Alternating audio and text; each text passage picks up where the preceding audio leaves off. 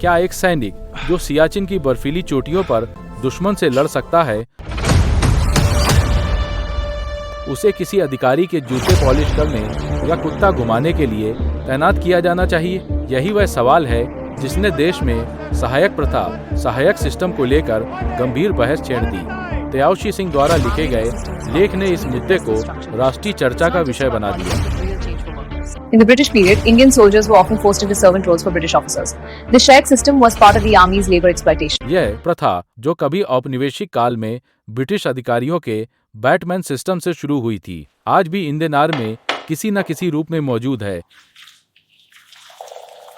सहायक प्रथा के अनुसार एक जवान को किसी अधिकारी की सहायता के लिए नियुक्त किया जाता है। आधिकारिक रूप से इसका उद्देश्य ऑपरेशनल और फील्ड ड्यूटी में सहयोग देना बताया जाता है, जैसे ऊंचाई वाले इलाकों में उपकरण संभालना, सुरक्षा में मदद करना या आवश्यक व्यवस्थाएं देखना, ताकि अधिकारी अपने कमांड दायित्वों पर पूरा ध्यान दे सकें। सेना का तर्क है कि कठिन परिस्थितियों में यह बड़ी सिस्टम कार्यकुशलता बढ़ाता है और मिशन की सफलता में योगदान देता है। लेकिन विवाद तब शुरू होता है जब आरोप लगते हैं कि शांति क्षेत्रों या शहरों में कुछ सहायक जवानों से घरेलू काम, खाना बनाना, सफाई करना, बाजार से सामान लाना या पालतू जानवरों की देखभाल जैसे कार्य करवाए जाते हैं। आलोचकों का कहना है कि एक प्रशिक्षित सैनिक जो देश की रक्षा के लिए तैयार किया गया है, उससे निजी घरेलू काम कराना उसकी गरिमा और आत्मसम्मान के विरुद्ध है। यही वह बिंदु है जहां यह मुद्दा केवल प्रशासनिक नहीं बल्कि नैतिक और सामाजिक प्रश्न बन जाता है। तेजस्वी सिंह ने अपने लेख में इस प्रथा की ऐतिहासिक पृष्ठभूमि पर भी प्रकाश डाला। ब्रिटिश काल में अधिकारियों और सैनिकों के बीच वर्ग आधारित दूरी सामान्य मानी जाती थी,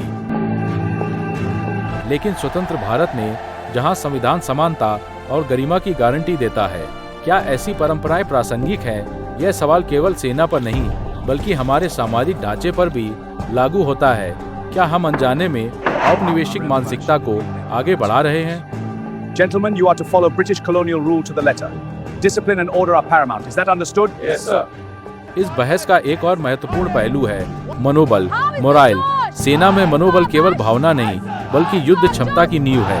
यदि किसी जवान को यह महसूस हो कि उसकी भूमिका कमतर आंकी जा रही है, तो इसका प्रभाव उसकी प्रेरणा और समर्पण पर पड़ सकता है। दूसरी ओर सेना का पक्ष यह है कि वास्तविक युद्ध और कठिन पोस्टिंग में सहायक और अधिकारी के बीच विश्वास और पारस्परिक सहयोग का संबंध बनता है, जो मिशन के लिए अत्यंत आवश्यक होता है। हाल के वर्षों में भारतीय सेना ने इस व्यवस्था की समीक्षा की है और कथित दुरुपयोग रोकने के लिए दिशा निर्देश जारी किए हैं।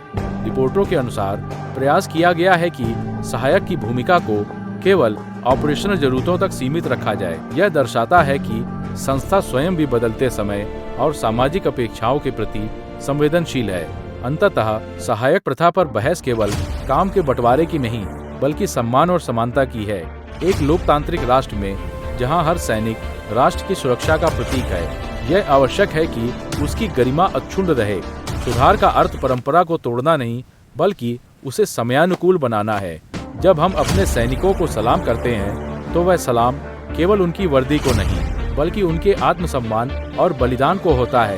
इसलिए यह चर्चा जरूरी है, क्योंकि किसी भी मजबूत सेना की असली ताकत केवल हथियारों में नहीं बल्कि उसके जवानों के सम्मान में होती है।